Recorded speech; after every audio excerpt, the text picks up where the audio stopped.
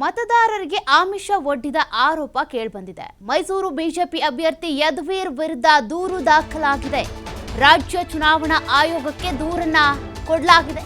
KPCC ಮಾಧ್ಯಮ ಮುಖ್ಯಸ್ಥ ರಮೇಶ್ ಬಾಬು ಅನ್ನುವಂಥವರು ದೂರನ್ನ ಕೊಟ್ಟಿದ್ದಾರೆ.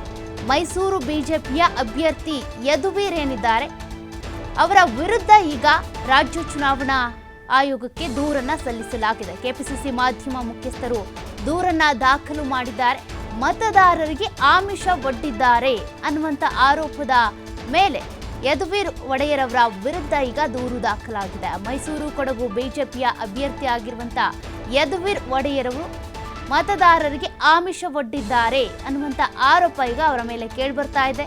ಹಾಗಾಗಿ ಅವರ ವಿರುದ್ಧ ದೂರು ಕೂಡ ದಾಖಲಾಗಿದೆ. ಕೆಪಿಸಿಸಿ ಮಾಧ್ಯಮ ಮುಖ್ಯಸ್ಥರು ಈಗ ದೂರನ್ನ ಕೊಟ್ಟಿದ್ದಾರೆ. ರಾಜ್ಯ ಚುನಾವಣಾ ಆಯೋಗಕ್ಕೆ ಯದುವೀರ್ ಅವರ ವಿರುದ್ಧವಾಗಿ ದೂರು ಹೋಗಿದೆ. ದೂರನ್ನು ಕೂಡ ದಾಖಲು ಮಾಡಿಕೊಳ್ಳಲಾಗಿದೆ. ರಮೇಶ್ ಬಾಬು ಎನ್ನುವಂಥವರು ಕೊಟ್ಟಿರುವಂತಹ ದೂರಿನ ಆಧಾರದ ಮೇಲೆ ಈಗ ದಾಖಲಾಗಿದೆ ಆ ಒಂದು ದೂರು. ಹಾಗಾದರೆ ಏನು ಆಮಿಷ ಒಡ್ಡಿದ್ರು ಅದ್ರ ಬಗ್ಗೆ ಎಲ್ಲ ಕೂಡ ತನಿಖೆ ಆಗುತ್ತೆ.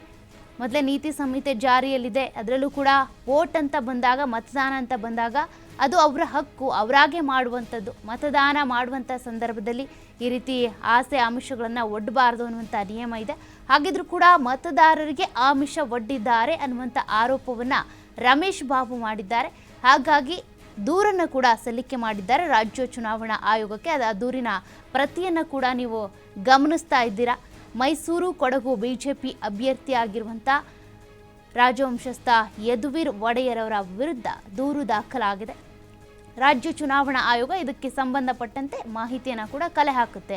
ಎಲ್ಲೆಲ್ಲಿ ಪ್ರಚಾರಕ್ಕೆ ಹೋಗಿದ್ರು, ಏನು ಮತದಾರರಿಗೆ ಆಮಿಷವನ್ನು ಒಡ್ಡಿದ್ರು, ಏನು ಕೊಡೋದಕ್ಕೆ ಹೋಗಿದ್ರು, ಹಣ ಕೊಡೋದಕ್ಕೆ ಹೋಗಿದ್ರಾ ಅಥವಾ ಬೇರೆ ವಸ್ತುಗಳನ್ನು ಕೊಡೋದಕ್ಕೆ ಹೋಗಿದ್ರಾ, ಯಾವ ರೀತಿ ಆಮಿಷವನ್ನು ಒಡ್ಡಿದ್ರು, ಇದೆಲ್ಲದ್ರ ಬಗ್ಗೆ ಕೂಡ ತನಿಖೆಯನ್ನು ಮಾಡಲಾಗುತ್ತೆ.